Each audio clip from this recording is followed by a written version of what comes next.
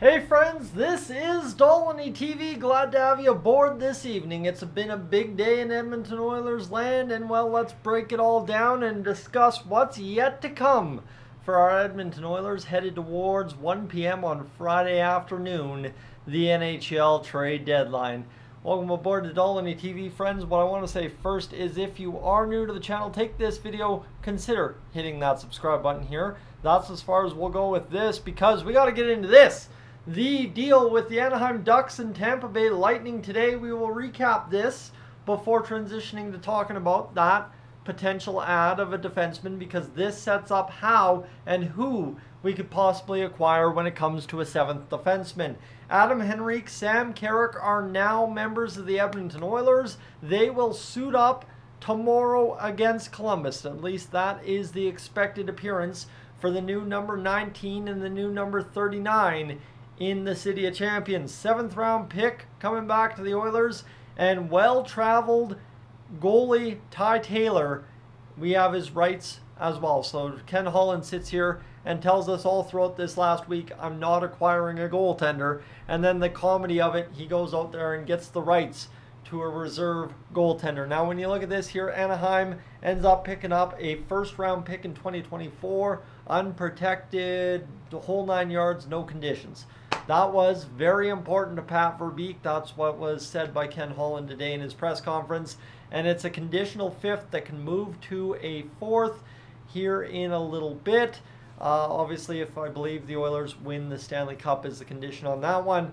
The Ducks, though, also retain 50% of Henrique's contract and 50% of Carrick's. So we get a lot loaded up there. The Oilers then in 2025 part with a 4th round pick for 25% of Henrique's salary retained on the way to Edmonton by Tampa Bay. So that's the breakdown on that. Okay, everybody's cool. We got that. Let's do this. Here's the full breakdown for the Edmonton Oilers when this comes out. So when we look at this right now, is the 2026 4th to Tampa Bay is a 2025 5th if no cup win. If there is a cup win, it goes to 2026.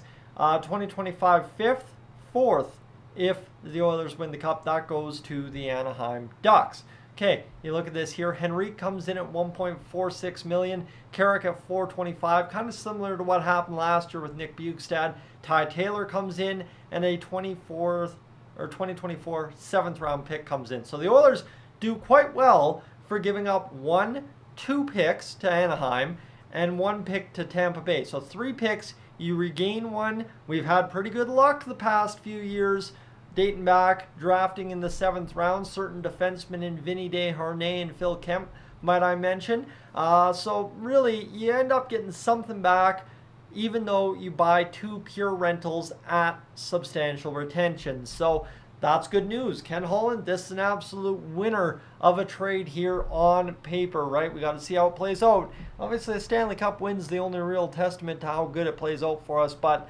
plenty to go on here so far for one Ken Holland and the Edmonton Oilers. So we look at this here.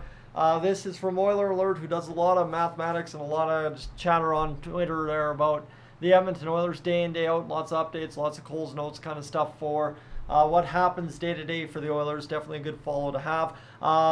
The Oilers right now can fit $1.2 million thereabout at the current cap space. That by the deadline, we're sitting at 1.16 today. So if we wait till Friday to pull off that next defenseman trade, that's exactly where we can go with it, which translates out to 4.88 if the Oilers get 75% retention, which we know as double retention. So stay tuned right there, right? That's kind of what you need to look for.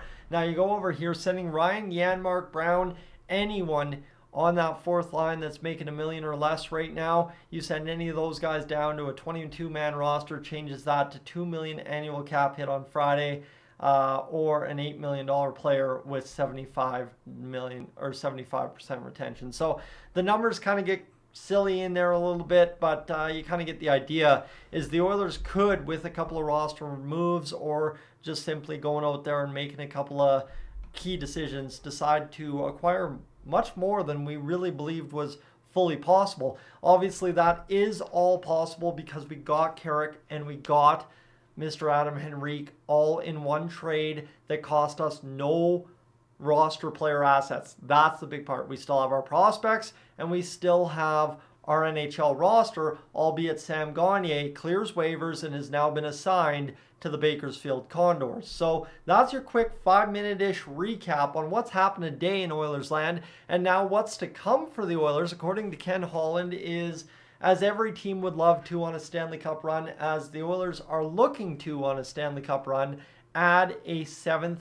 defenseman, a veteran, heavy presence defenseman, right? A guy who either has won before, a guy who just has great kind of defensive numbers. Whatever the key metric the Edmonton Oilers are necessarily looking at for that kind of well-rounded 7th defenseman for this club, you know, it's a guy that can support left and right likely. I think we've heard Joel Edmondson is the name out there. Again, I don't want to speculate on targets too much. I promised you I'm done with that this week. However, you kind of look at this here. There's a bunch of names floating around. I know Bob Stauffer, just before I was getting out of the car to get on this whole video here due to my night, basically was about to mention 3 targets. If you caught those on Oilers Now, right, I'm assuming they all make sense. But you look at this again here with cap space available, you don't necessarily have to go out and get a 7th defenseman, right? The Oilers could easily make Vinny the 7th defenseman. They could make anyone on this roster the 7th defenseman if they really wanted to. That's ludicrous, but you get where I'm going.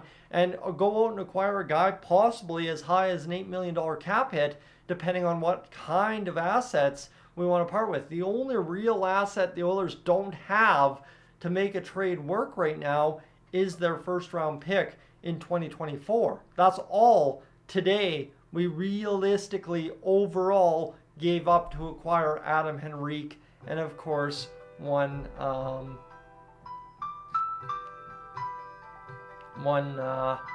phone's ringing there.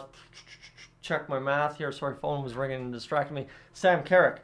So that's where we're sitting right now, friends. The Oilers kind of rolling around, waiting to see what happens with the 7th defenseman. But it's not limited options like we may have first thought, right? There's a lot of roster manipulation that can still go on here. Despite not having any LTIR space, the Oilers can really rack some stuff up together here, and it could get very exciting towards the NHL trade deadline. Again, a lot of you say, why didn't you edit out the phone call ringing there? My friends, this is all live. This is all how it works. It's game in, game out. So, friends, thank you so much for being aboard here this evening. Appreciate you for following along with the breakdown. It was a mathematical day, that's for sure. And of course, we still have a lot more to come with the Edmonton Oilers here over the next little bit. I'm looking forward to it. I hope you are as well. Adam Henrique and Sam Carrick are Edmonton Oilers. We'll talk a little later tonight if anything more develops. But for right now, friends, I'm Tyson. This is Dolynny TV. I am up on out of here.